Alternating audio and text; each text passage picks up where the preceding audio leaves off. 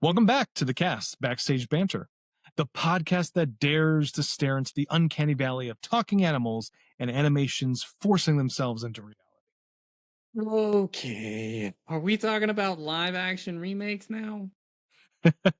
Yeah, we are. I want to know why so many of them exist and why audiences keep forking over cash to see them, but then never feel happy about it when they do it. Yeah, it's a pretty crazy phenomenon. But what I really want to know is why the CGI lions in The Lion King specifically had no emotional range. They had like the emotional range of a Roomba. Well, that's an image. It's a great question. You know what? Let's talk about it.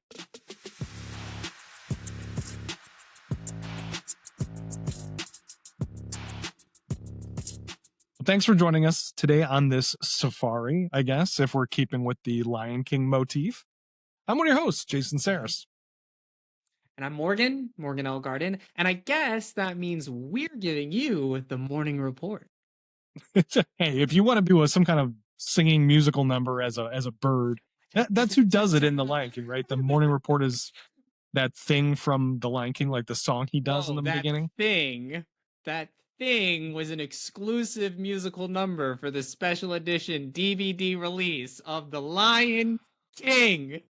I am not in the know, apparently.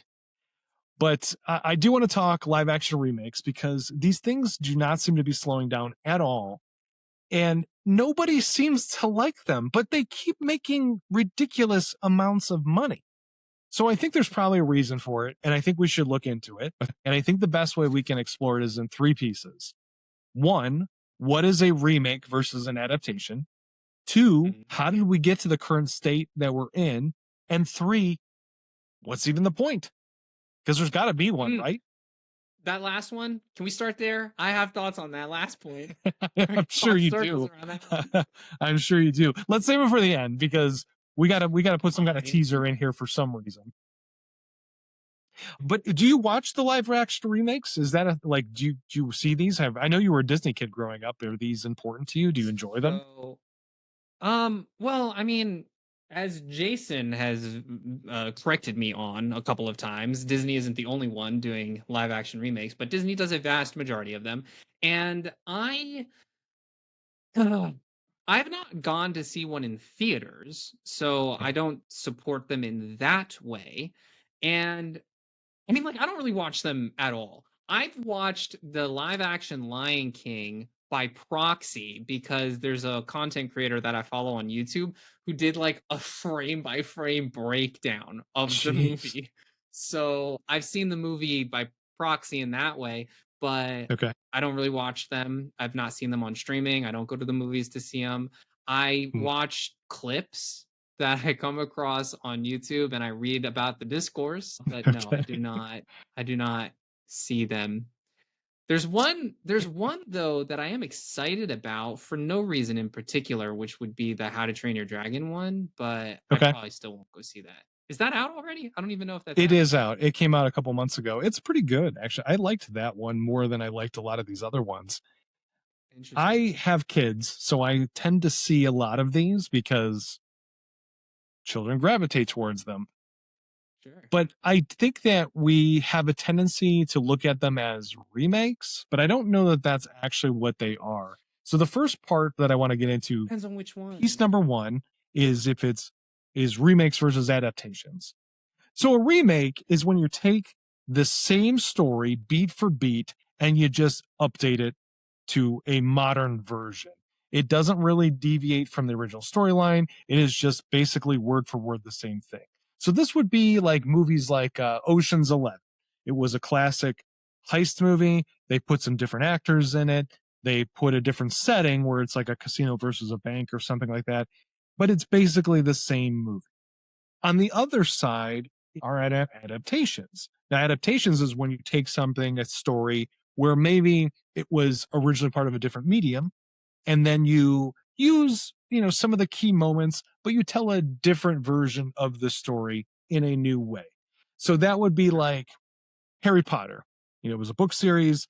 You don't take every page of the book. to turn it into a movie. You take the good parts, you try to be true to the source, but it's not a word for word copy and paste into a film. There's differences between the two. feel like that's feel like that's an easy example because books can't be remade into a movie. It's like literally not possible unless you want to watch an 80-hour movie. Um, I think a better In other words, example Lord would of the be like, Rings, because that was pretty much an 80-hour movie. hey man, don't bash Lord of the Rings. People are gonna come for you in the comments. Come for me. Lord of the Rings is overrated. I'm sorry. Whoa, we're gonna fight, Jason, on a different Hey man, episode, not you today, but hey man, you besmirched Star Wars on many it's true. occasions. I It's can't true, say man. one bad thing about Lord of the Rings. We'll do a matchup. We'll do Lord of the Rings versus Star Wars Death Battle style. I was going to say, I think part of the problem with these modern day remakes is that we don't know if they're supposed to be remakes or adaptations. And I don't know if audiences really know what they want from these. When you watch these, are you personally looking for more of a exact story the way that it is and then put it in live action? Or do you want a retelling, reimagining where there's some deviations from the original? What do you prefer when you watch these? Let me be abundantly let me be abundantly clear. I think live action remakes ought to be sent down the river Styx, never to return from the fiery pits of asphodel. You don't think there's no potential in them at all? Like you can't see a No. scenario where you would enjoy watching a movie that's been redone in live action? I mean like I have yet to enjoy one, and I haven't seen How to Train Your Dragon, which is like the only one that I've actually looked forward to of literally all of them. And I'm also including like anime live action adaptations because I'm an anime fan, and I've seen some of the live action adaptations of animes like Death Note and One Piece. When you adapt something, there's a reason why you pick a certain medium, and Mhm. there's usually a clear definable reason that you're picking that medium. And with these live action versions, I feel like the reason is because we can. And that's like, not only is that not creatively driven, but it lacks any sort of substance as to why you've picked this medium. I don't I think making something into a movie is a natural idea that anybody could gravitate towards. But I think what's more important than picking the right medium, to your point, is I think making a good adaptation. Just because you decide you're going to adapt it versus remake it doesn't mean that it's going to be good.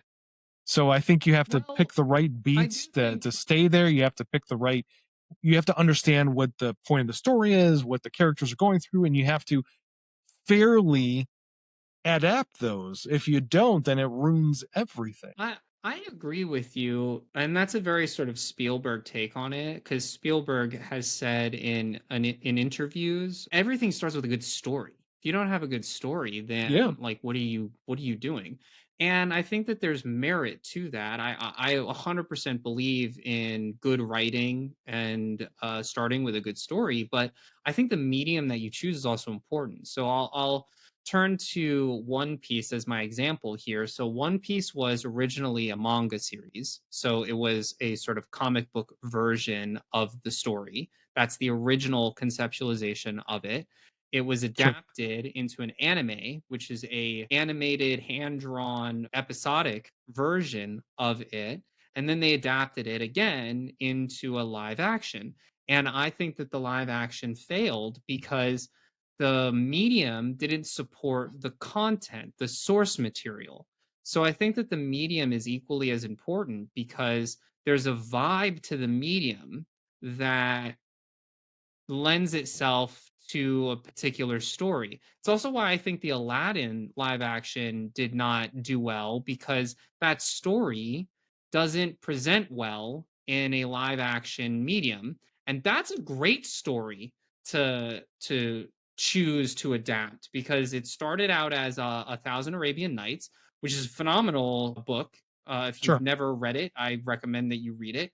It starts out as A Thousand Arabian Nights, then Disney takes it, adapts it because it's nothing like A Thousand Arabian Nights, but they adapt it to this animated medium, and they chose very specifically an animated medium, mostly because it was Disney, but also because there are things that you can do in an animated medium that you cannot do in a different medium. Sure. So, I think the medium is also an important decision portion of the process. I guess, and I know you pointed to One Piece. I think the live action One Piece. Are you talking about the one on Netflix? Yeah. So I haven't watched that, but I've heard it did very well. So somebody's watching it, Well, somebody's this enjoying it. is But hold on, maybe wait a as a second. pure Wait a fan, second. that it's hard for you. You asked me something different though, because we've already conceded that the live actions of anything do well, and they make oodles and oodles of money. So that's not what you Yeah, but asked people weren't. me. But no, no, no. People are always annoyed with the live action remake movies. Like when you go and Yeah. watch, any of the Disney films that have been turned into live action ones, people were like, "Oh, are we really doing this? I guess I'm only going to go see it in the theater twice," and they're really annoyed by it. But One Yeah. Piece was a television show, which I think there has been a little bit more grace with, and One Piece seems like people liked it. I didn't hear bad things about One Piece. It wasn't something I was interested in watching, so I didn't see it. But it Yeah. has done well, but also people weren't complaining about it. That might be like the one exception I where think that's for some reason it worked I, for people. I think that's because the bar is so low. Like Which I genuinely which is fair. to do But a back to my question successful of live action. but back to my question is like of remake versus adaptation. Like, what do Right. you want it to be like a one for one retelling of the story? Is that something that would be better or worse? I would rather it be an adaptation than a one for one remake. And the thing is, I guess we would have to define remake because there's very, very few We did. by that definition, by the definition of like frame by frame, plot point by plot point, beat by beat. There are very few remakes by that definition. So if that's the definition, then there aren't really live action remakes. They're all adaptations. I think that the companies that have been making these have also struggled with what they want to do with them. And I feel like they have not made a very firm decision on if they're going to remake something or if they're going to adapt it. And that's been part of the problem is they are feeling wishy-washy because I don't think audiences know what they want either. Because when you take a movie and you brought up Aladdin, when you take Aladdin, you watch this movie and there are people that are like, "Oh, I didn't like that. I like when they did this in the cartoon. They should have done it like that way in the cartoon." And then you have other people that are like, "Well, it was too safe. It was too similar to the cartoon. They didn't deviate enough." So like nobody's happy because they're kind of in between. So I think it depends.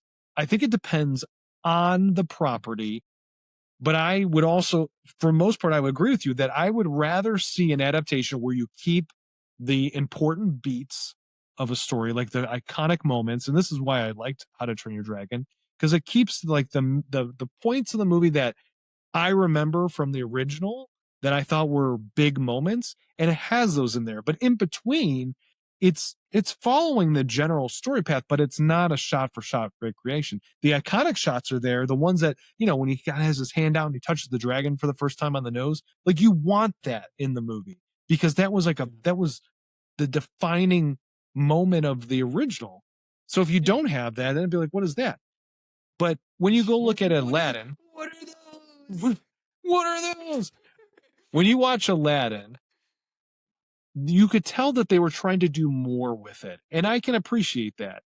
Did you see the movie? Did you see the Aladdin remake?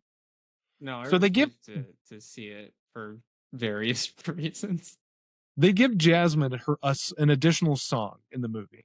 And the song's not bad. The What's the performer, the song? actress is, I don't know what it's called. It's like I won't be silent or something like that, or I won't be speechless. Oh, that song, dude! I heard about that song. That So the okay? song is fine. The actress she's a fine actress. She's a great singer, great, fine.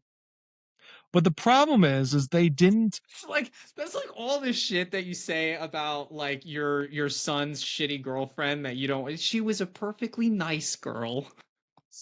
It was a perfectly nice song, but the problem was is that it did not make sense within the other part of the story, and you missed the mark of what that character is supposed to be, because Jasmine was not a silent character in the original cartoon. She was a firm, assertive woman in that. And in this movie, she's the same way, but then she sings this thing about not being speechless. But then they take it out when the song finishes, you see that she's not singing it to anybody. She's just singing it to herself. So it makes no sense. And it Yeah, falls flat because you just shoehorned a piece in there because you're like, I want to put this thing in here to wave this flag of, hey, I'm being strong, but it's done in like a totally backwards way. So it doesn't work.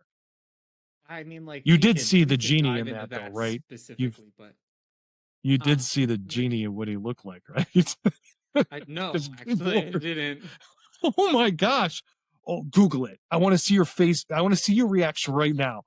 Oh, okay. Google what Will Smith as the genie looked like in that movie.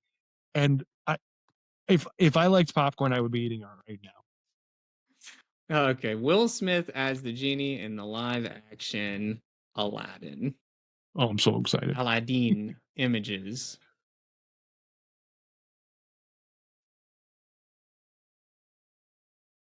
It it's just him. It painted blue. He's a Smurf.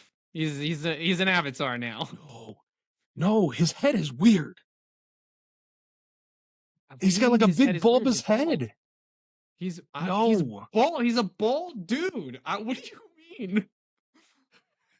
it looks so scary. It looks so bad.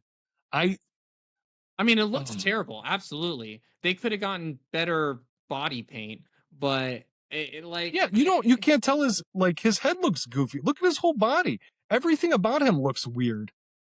Like his proportions are weird. His head is got a weird shape up top. Like everything about it.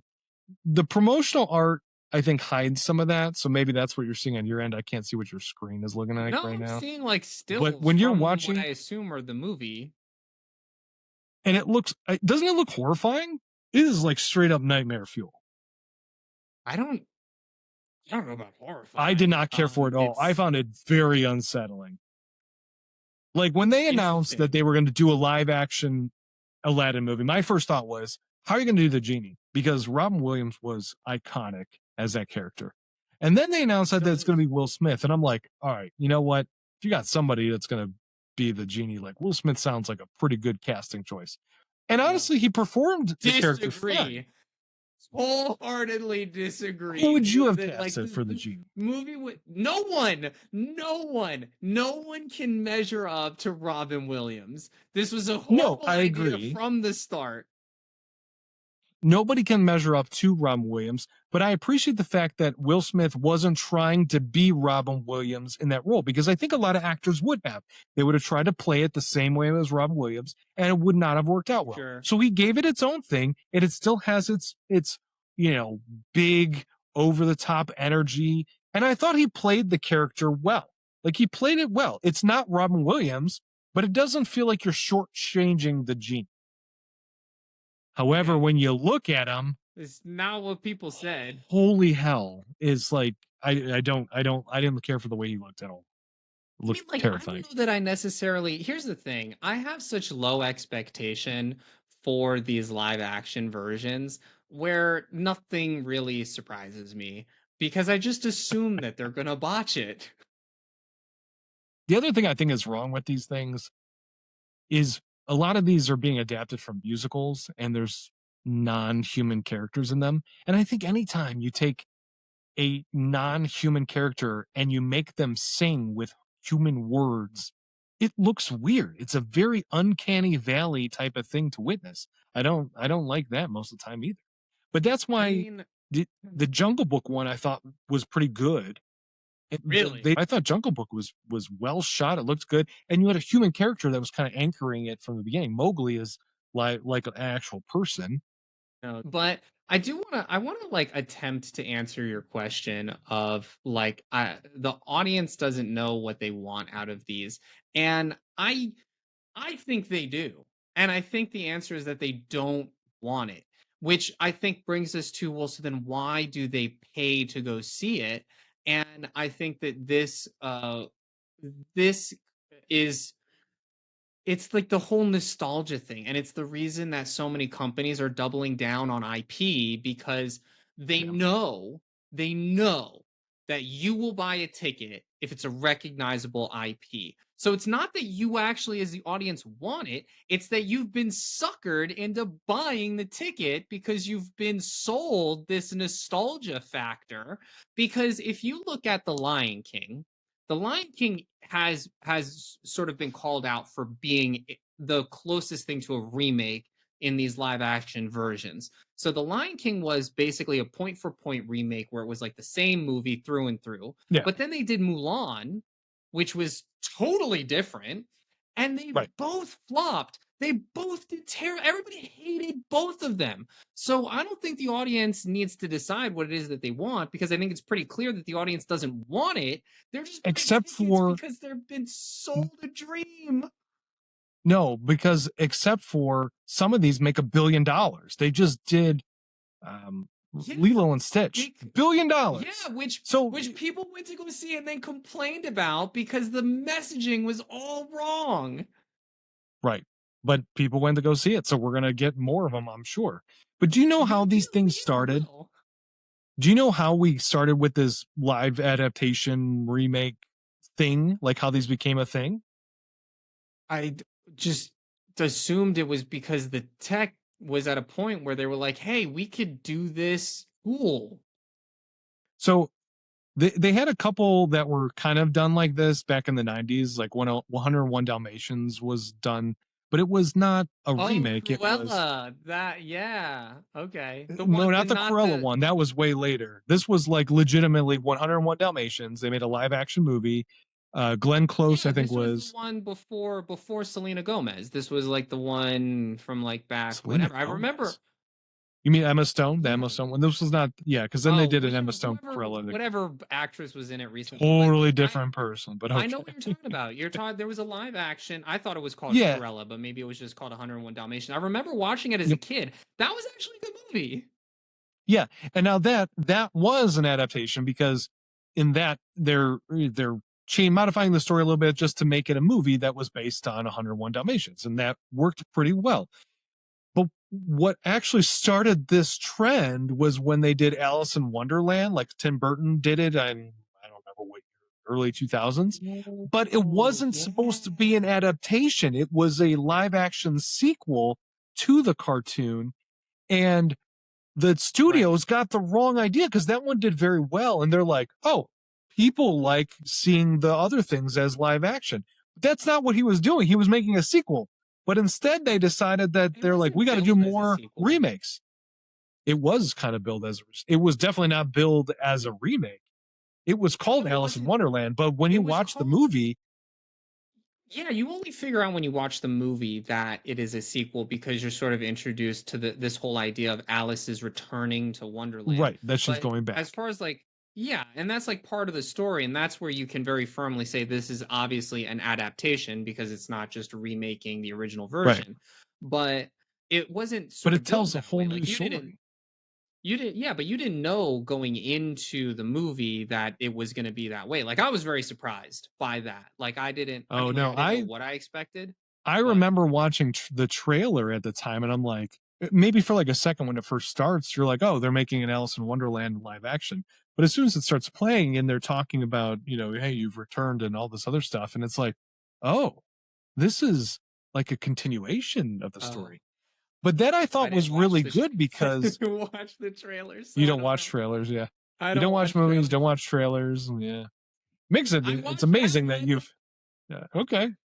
Um, but that one I thought was good because one, you're telling a new story just in the world of Alice in Wonderland with those characters, but it's a totally different Yeah, story, which makes it interesting as someone in the audience. But also, you got a director like Tim Burton who has a very definitive, distinctive vision and artistic yeah. style, and he's applying those things into it. And the takeaway that they got was the wrong one because since then they have tried to pump these out and it kind of they've just become very bland, very uh, You know, nobody I'm not knows what sure. they're not doing I'm anything artistic with them anymore. I'm not actually sure that I would agree with that. I think that that's where we've gotten. I 100% think that that's where we are. But Mhm. didn't Mowgli predate The Lion King? And Mowgli did pretty well, actually. I think that there were Jungle Book did came well with too, yeah. So Jungle Book did well. People liked that. John Favreau just directed that, and after that came through, Disney was like, John Favreau, you are going to direct a bunch of stuff because this also made a bunch of money. And that one was again very shot very well, and it had an artistic flair to it that John Favreau did a nice job putting that together. But again, it became a point where it was more about just they're like, hey, we don't need to do the fancy stuff with these. We just need to remake the property. And that's when they started to fall off. But I think somewhere in there, they lost sight of like, hey, that's what made these good is that it was somebody that was trying to tell, a story in an original way. Because even that's not like a beat for beat remake of the original cartoon. It has the important moments in there, but you get more of like what No, they that's do what I'm with saying. That's what I'm saying. Like Mowgli or yeah. the Jungle Book, whatever that movie was Mhm. called. That's what I'm saying is was an adaptation, which I Yeah. think is what made it more successful than all of the other ones, and that was the first one that they did, if I'm remembering correctly. But then they had this pivot when That they was the did The Lion first. King, Yeah. and that's when it starts to go downhill because I think that's when you start getting more into this territory of it's kind of more of a remake. I don't know that you can call it purely a remake, but it edges closer to that where, to your point, it doesn't have an artistic vision. Yeah. There isn't anything driving, there's no why behind it. This is something that Right. people get very frustrated with me about because, like, whenever somebody asks me to give them feedback or constructive criticism on a piece that they've done, my first go-to question is always, what's the why behind this? And that like frustrates a lot of people because, for one, it's a very ethereal idea, because you as an artist have to be very connected to your why, otherwise that question makes no sense at all. And that why, if you don't have it, the project has no purpose. It has no driving force behind it. So there's no message that you're trying to tell the audience. And all art is trying to build a bridge. All art is a creator trying to share something about the world or about themselves with the audience. And if you don't have that, the audience knows it. They might not be able to pinpoint exactly what it is. I call it a Yeah. But if why. it's a Some cash people call grab, it something else. if it's a cash grab, you can feel it. And that's what I think a lot of these have become. You mentioned nostalgia earlier, and that's absolutely a big factor in this. It is the nostalgia cycle. Because if you look back, even even outside of film, like right now, I have a 13-year-old, and my 13-year-old is obsessed with like early 2000s stuff. The things that she likes, the aesthetics, the clothing, all that stuff. Nostalgia cycles run about like 20 to 30 years. So, like, whatever was cool about 20 to 30 years ago has become a thing that's cool now. And all these live action remakes, when did they come out? About 20, 30 years ago. So, it is this nostalgia cycle. And from a company's I get perspective, I that. get why they would do it because one, they have the property, so it's an IP based thing, which we already know that studios are lean very heavily into proven IPs because it's less risky than if you're going to come up with a whole new idea. But two, it bolsters the sales of the stuff that they already have at theme parks, at the stuff that they already have at stores. It becomes a reason that Yeah. the person who was watching it the first time 30 years ago can go, oh, I remember that thing. I want to go see this new version of it. But also now that group has got kids of their own to go recycle the whole cycle again. So they're taking their kids to it now. And then in 30 years, when they re release the remake and make a new adaptation of the remake that they made of the original, that kid will be taking their kid. It's bonkers. I mean, like, but it's true. Like, There's like a funny thing that like I grew up with. I don't know if this is a collective experience of humankind, but you like the food that your mom cooks because she's your mom. You like the food that your Because that's all mom you know. cooks because it's all you Because know. okay, And the reason that you like that food is because mom makes it because dad likes it. Like it's the food that dad wants to eat. And it's like this cyclical thing where it's like you're sort of raised on what it is that your parents like. And the same thing is true about music. You listen to the music, you like the music that you like because your parents were playing it in the car when they were driving you around. I like listening to old time radio shows because my dad used to listen to Jack Benny all the time. I like you like the and stuff that your parents like. It's can can I just tell you, when I was a kid, anytime my parents would make steak, my mother was so afraid of steak being raw. Like was just completely terrified that there'd be some sort of bacteria or pathogens, that's kind of and the fair. idea of it being pink or black, not really, but it was definitely I over mean, the top. kind of is. Not really. I mean, because it would. I'm not talking about like just cooking it well enough. I mean, she would cook these things. Like we would be talking about shoe Oh, that's leather. Like they'd she be ruined it. so Yeah, gray all the way through, and and that's all I knew. And I would just eat that steak, eat that steak. Had no problem with it. I thought it was fine. It was great. It was steak. And then it sure. wasn't until like I was like 17, 18 years old where I was somewhere else outside, like off to college or whatever, and I go to a restaurant and I get a steak and I'm like, and they're like, how would you like it done? I'm like, you know what? I'll go medium well. And I got it and I took my first bite. And I'm like, oh That's my God, this is so much better. This is so much better. And then next time I went medium and I'm like, this is better still. Like, and I had no idea my whole life I was eating yeah. like just the leather sole of a shoe, and I thought it was delicious until I experienced anything else. So you're Wow. totally right. You Yeah. kind of get in your own little, I guess it's an echo chamber kind of thing. I don't know. But you I have mean, your like own you little kind of world are. and you think it's good until you know other things. Yeah. I well to that point though, like it takes a very particular kind of person to explore in that way because yeah, there is a saying which is humans are creatures of habit. And the reason this saying exists is because it's true. And most people don't want to try new things, which is why I think the studios double down on these IPs because that's just it's an idiom because it's true. People don't want to try new things. They don't really like change. And the Yeah, studios but know it that. wasn't always like this with movies. I think the reason why we get this with movies now is because of the budgets. We spend so much money making movies now that studios are so risk adverse because if you don't have a hit, then you lose a ton of money. So they are trying to bank on things that have built-in audiences, and that's why we see a lot of those. Or I don't think it's because Yeah. that's just a habit, because this has not always been the case. In the 2000s and in the 90s, we used to have lots of original ideas and new movies and different things. Now you barely see new ideas ever. Everything's based off something else. It's very disappointing, actually. Yeah, I mean, well, this is where you sort of get into an existential question of art, which is what is original. I read a lot of literature, and when you become learned enough, you sort of learn an inevitable truth, which is that there is no true originality.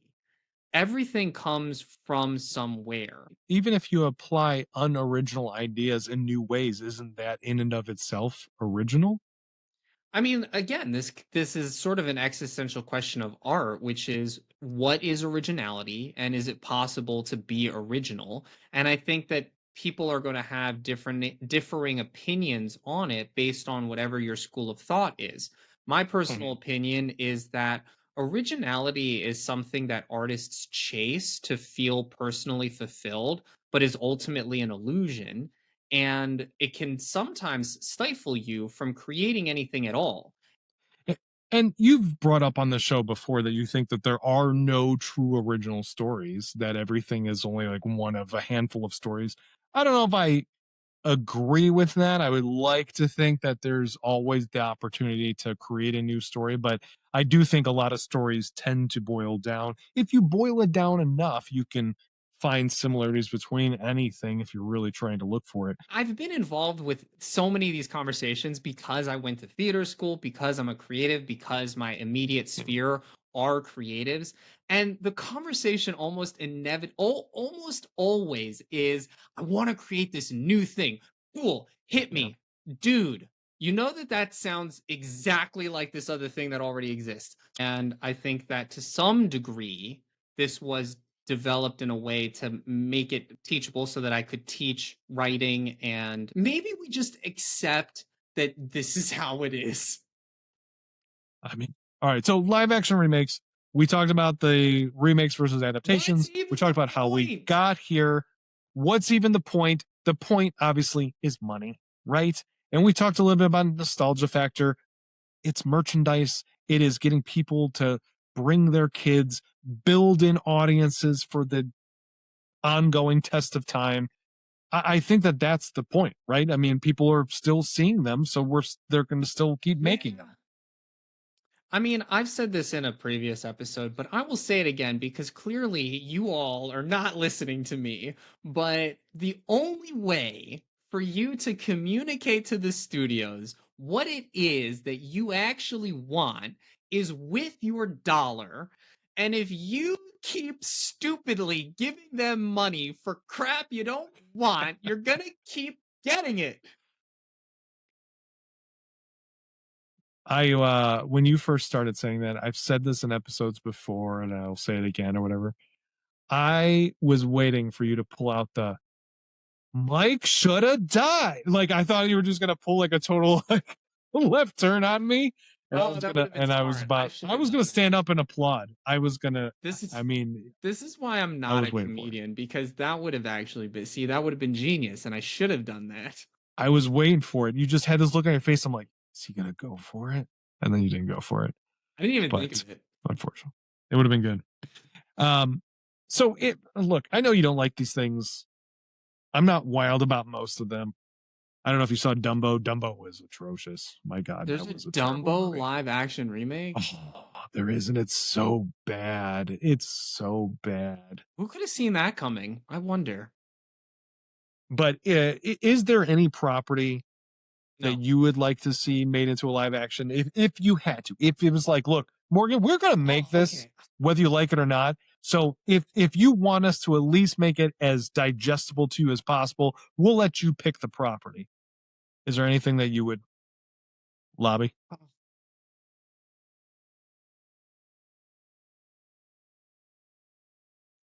See, if I lobby anything, You're going to I'm give us trying to something think of obscure and random. You're like, well, there was that this would be cartoon in so good. 1938 that I really liked, and a I'm nice thinking Felix the like, Cat adaptation. I mean, like I don't, I like don't want to say anything because then I'm like putting it out into the universe, and then it's gonna happen, and it's gonna suck ass. All right, well then I'll give you my ideas because Jason's about to ruin beloved IP, guys. Just click off now. I've put some thought into this. I think it seems to be, at least in my opinion, when these things get into the most trouble is when they are taking properties that are too new, or if they are deviating from the original too much in a weird way. And I also don't care most of the time when they're like animals that then have to become more human like, and if there's singing involved. Because I think when you try to incorporate, like the musicals Taking need to a stay lot the of stuff off cartoons. the table. When, yeah, so that's why my picks are going this way. I think just out of a personal preference, I would love to see a Voltron live action remake because I loved that cartoon as a kid. But that We I already don't think that got really we counts. hold on, wait a second. We already Uh, kind of got Voltron live action because Transformers is just Voltron. that is blasphemy, sir. It is not. Transformers is amazing in its own way, not so much the movies, but it is not the same as Voltron because there's people that have to go into the robots in I mean, Voltron. like, it's not. Get it right. And they Yeah, I combined. look. I get They it. work together. I get it. It's not exactly, but we already have like a live action version, kind of, sort of. Fine. Why do you want to ruin Voltron? Just it's because I would just like to see it personally. But my serious suggestion is I think that the prime candidate for something like this would be the Sword and the Stone, because that you would have the characters in there are people. You don't have you don't have the need to do like a bunch of Okay. talking animals and stuff. It has been a long time since that property has existed. Most people today probably don't remember it or haven't seen it in a long time. So I feel like you could adapt it without it being like ruining the original or trying to do too much with it. I think that that is one that you could remake today. You get the Sword of the Stone, it would adapt, I think, fairly well. I think that's the prime candidate. So is this in some sort of world or bubble where we're just ignoring that there are plenty of King Arthur movies? Yes. No, there was a move. I mean, you know that there's a cartoon movie, The Sword and the Stone, from a long Yeah, time there's a ago, which, Disney Sword in the Stone, which is a great yeah, movie, but we already, I that's what mean, I'm like, we talking about. already have a whole bunch of King Arthur movies, and Sword in the All Stone is stories are the just King same, right? Arthur's. I mean, like, doesn't matter anyway. Yeah, yeah, exactly, exactly. Thank you. So stop making the live action remakes. Like, what are we doing?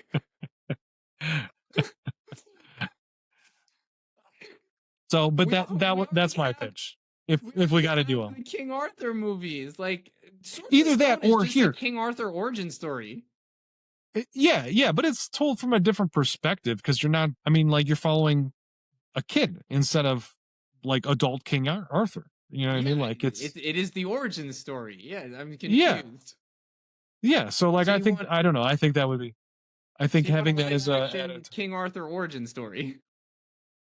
an adaptation of Sword in the Stone. If we have to have something, my other pitch would be taking the Disney sequels, like the old straight to VHS sequels that most people didn't see because they were not in theaters and were Right. often pretty bad, and then adapting them into something better. So, like Wait, Return you're of Aladdin 2, guys, Return of Jafar. guys, Let's make I that. can't. Let's make that an I can't, adaptation I where we can't can right now. actually improve the You're story. Your your pitch. Hold on, wait a second. Guys, we need to Uh-huh. get into the Disney C-suite because your pitch is to take a shitty movie from straight to DVD, use a Yep. shitty use a shitty adaptation medium, Yep. mush them together, and Yep. Two negatives somehow make a positive, my friend. make a It's better. basic math. Okay, great. No, because look, you get the IP that studios always want now. It's a familiar IP. You don't have to worry about ruining the original because nobody liked the original anyway. So you still get the best of both worlds where nobody's going to be worried about you ruining the thing that they loved as a kid. You're taking the thing that you know that they didn't like, and all you can do is go up from there. So You know if you're going what? to take some of those, You know what? Uh, I'm gonna build on this idea. If that's the premise that we're working from, I want to see a live action. This is so wild because I don't even know how you would do it because it's so ridiculous. Because it would be like trying to make Chicken Run live action. But I want to see Home on the Range live action, which is I'm oh my pretty sure that's a Disney movie that didn't do well. I think it was straight to I don't know DVD, what that but it's is. What is that? basically about these three cows who have a hero's journey. Let's do it. I'm on board. Yeah. If I had to pick something building off of your premise of two negatives make a positive, I want to see a live action Home on the Range. Just because I Basic think it would math. be crazy to Basic see math. them make it. I'm on board. Let's do it. Dear Disney. They got a new CEO. We can write the new CEO and get in early. Maybe we can let's schedule an appointment. Sit down, have a chat, pitch it. Dude, I I hope that I Home know that there are more home on the live range. actions planned, but Guys, stop going. We're getting Moana. Genuinely. We're getting Moana this week. That's only like 10 years old, that movie, and they're already doing an adaptation. It's Yeah, ridiculous. and it's gonna make $1 billion, and you know why it's gonna make $1 billion? Because you won't stop going. Do you want to do some crispy trivia? Crispy trivia. So the topic is live action remakes. But this crispy trivia is actually a little bit different than what you're accustomed to. Have you ever seen the show Family Feud? Yeah, I love Family Feud. Okay, because this is going to be done Family Feud style. So basically, we've surveyed 100 people. I'm going to ask you a question, and you're going to try to guess the top 5 answers. Yeah, I went all out for this. People. But wait, did you actually survey 100 people? No, I found surveys that were already. Oh, I didn't survey anybody. I went looking on the internet for surveys and surprisingly found a couple of them. So you're going to present me with a prompt, and then there'll be like 5 to 8 options, and I have to try and figure out what the number 1 response was. This is how we're going to do it. I have 3 questions, and each question has the top 5 answers based off a survey of 100 total. So I'm going to give you the prompt. You're going to guess, and if you get 3 strikes, you lose that. Lose? I will. Oh, high stakes. What do I lose? What's on the line? My respect. Oh, damn. It's high stakes today. So, are you ready to play? Not really. Great. Let's do it anyway. Okay. We asked 100 people. Name a classic Disney animated kids movie that has been remade as a live-action film, but not Lion King, Beauty and the Beast, Aladdin, Cinderella, or The Jungle Book. Those are easy. Okay. So.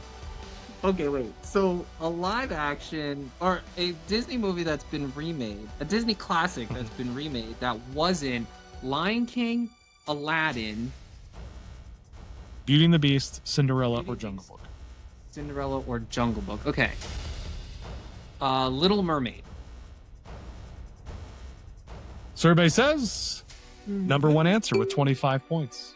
Of course, because how many other are there? 1 billion of them. There's so many of these things. But there's 4 other ones on this list.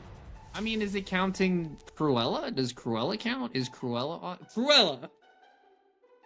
I'm sorry, Cruella was not on the list. Not on that is your first strike. Okay.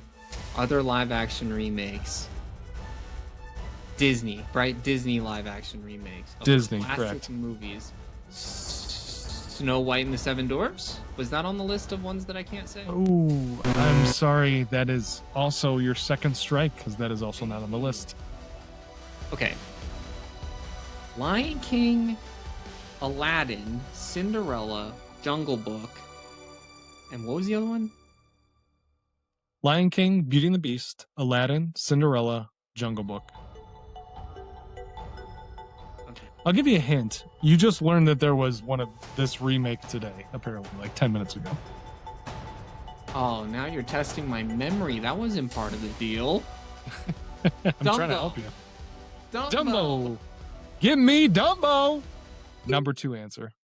Number 2 answer. How many are there? How many are on the board? You have 2 on the board right now. You have the number 1 and number 2 answer, Little Mermaid and Dumbo.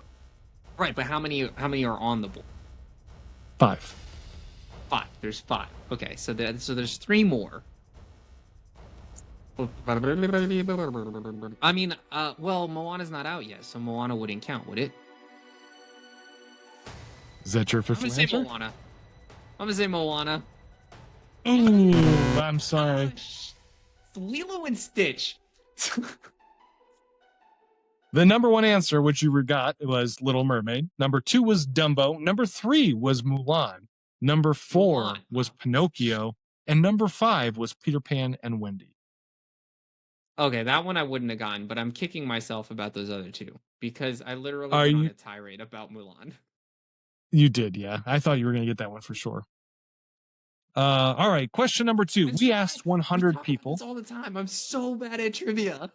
So bad at it. Yeah, I think you got a shot at this one. So we asked 100 people, name something that live action remakes of classic animated movies often add or change compared to the original cartoons.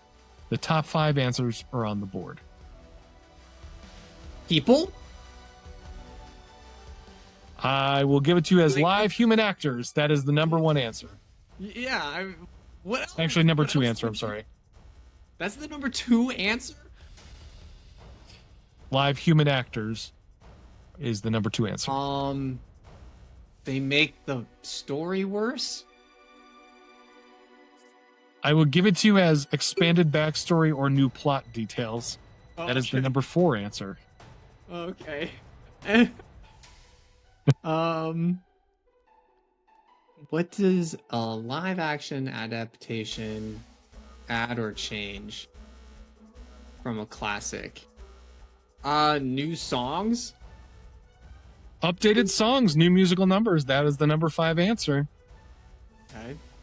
So there's two more? There's 2 more.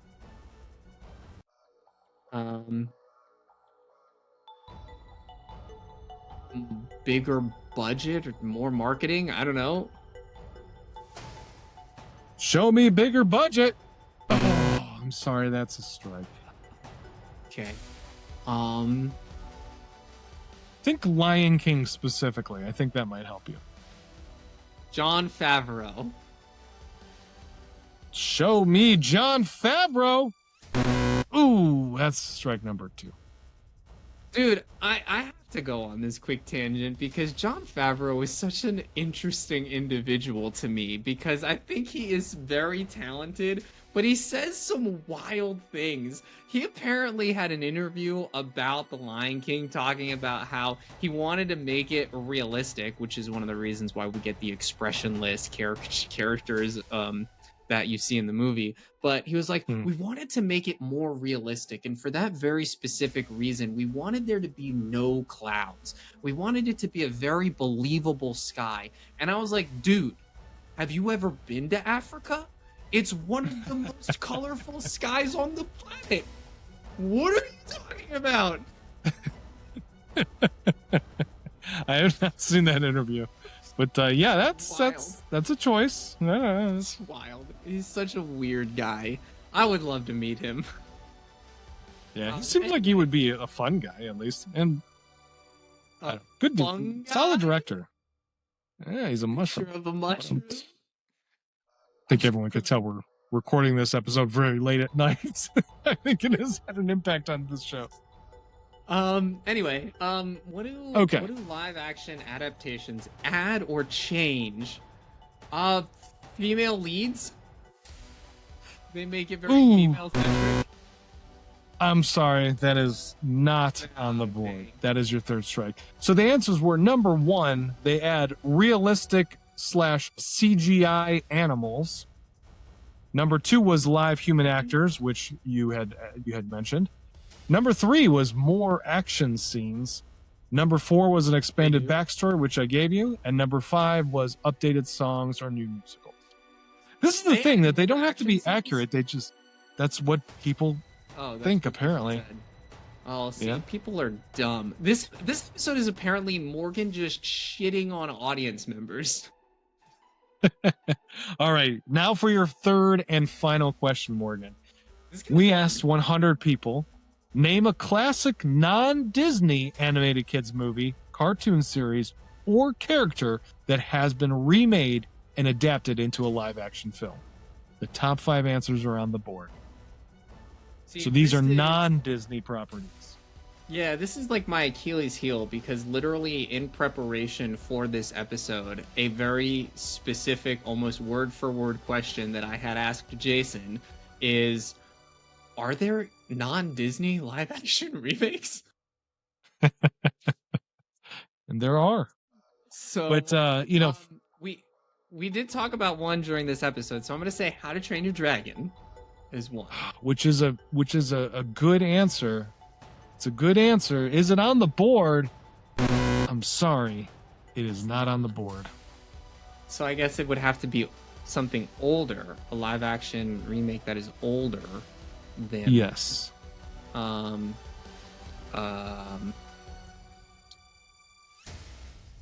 Dude, I am drawing a blank. This one's hard. Probably talked about them before, which is even funnier.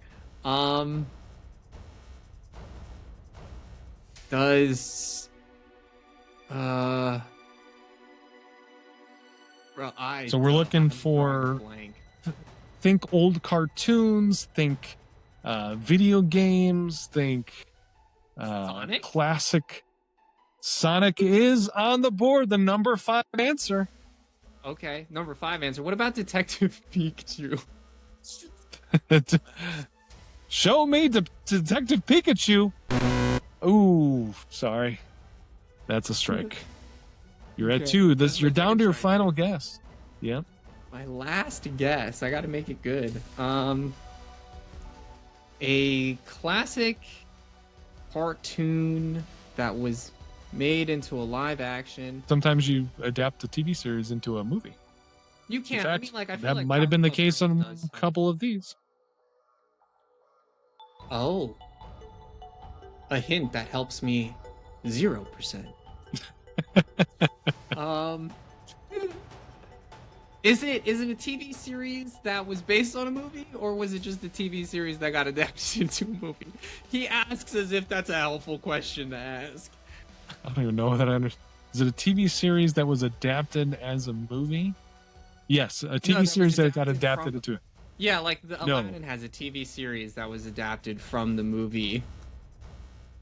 No, does that happen though when they take a photoreal? I guess that probably has happened. A photorealistic movie and then adapted it into an animated series. It's about to happen with Stranger Things.